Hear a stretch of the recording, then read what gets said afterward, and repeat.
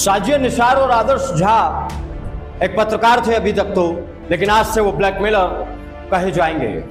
और इसीलिए कहे जाएंगे क्योंकि जिस चैनल में साजिया निसार काम करती थी, उसी चैनल के सीईओ ने इन दोनों के खिलाफ उगाही का गैंग यानी कि रैकेट चलाने का दावा करते हुए नोएडा के थाने में रिपोर्ट दर्ज कराई है।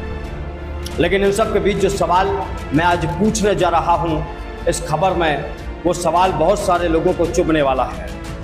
भारत 24 एक निजी न्यूज़ चैनल है और इसी न्यूज़ चैनल में काम करती थी साजिया निसार। साजिया निसार उस वक्त वायरल हुई जब वो यूक्रेन वॉर की रिपोर्टिंग कर रही थी और अपने एक अलग अंदाज में जब वो रिपोर्टिंग कर रही थी कार्टूनों की तरह, तब उसकी लोग भूरी भूरी प्रशंसा कर रहे थे। लोग कह रहे थे वाह भाई वाह, मजा आ गया। लेकिन आज वही निसार ब्लैकमेलर साबित हो गई है। आज उसी साजिया निसार और एक पत्रकार आदर्श झा को ब्लैकमेलर साबित करके न्यायिक हिरासत में भेज दिया गया है। सवाल किस बात का है, ब्लैकमेलिंग किस बात की है, इस मुद्दे पर आपको विस्तार से बताऊंगा। नमस्कार, एन भारत मीडिया में आपका स्वागत है। मैं हूं नकुल चतुर्वेदी। साजिया निसार कुछ दिन पहले तक भारत 24 नाम के एक चैनल में काम कर रही थी।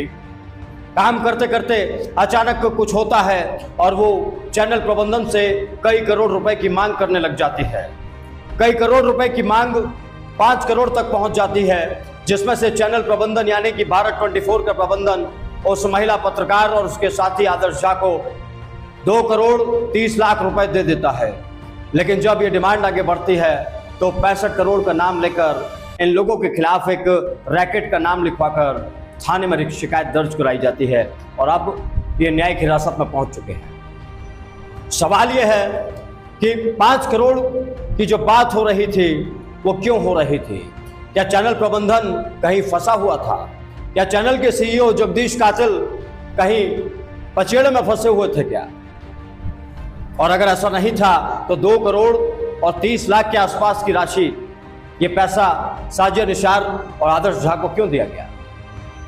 पुलिस की चेकिंग के दौरान लगभग 34 लाख रुपए साजिया निसार के कमरे से बरामद हुए। आदर्श झा पर भी आरोप लगाया गया कि उगाही का रैकेट चला रहे थे।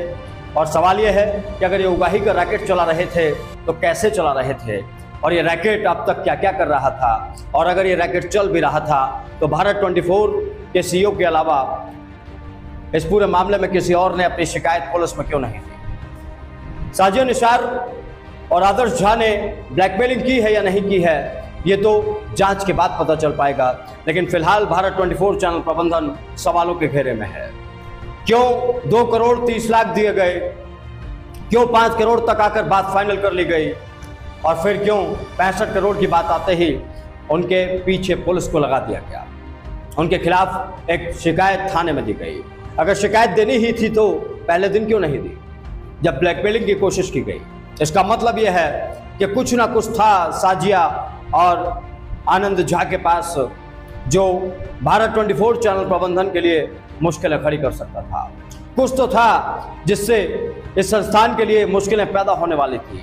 कुछ तो था जो इसके जो सीईओ हैं उनके लिए परेशानी पैदा होने वाली थी। शायद इसीलिए तो जब 5 करोड़ से बात 65 करोड़ तक पहुंची तो थाने पहुंच गए और आरोप लगा दिया कि ये लोग तो वसूली रैकेट चला रहे हैं, उगाही का रैकेट चला रहे हैं। इन सब के बीच आप क्या सोचते हैं इस पूरे मामले में? क्या होना चाहिए? क्या साजिया निसार और आनंद झा अकेले दोषी हैं? क्या वो चैनल प्रबंधन दोषी नहीं जिस चैनल ने 2 करोड़ 30 लाख रुपए पकड़ा दिए?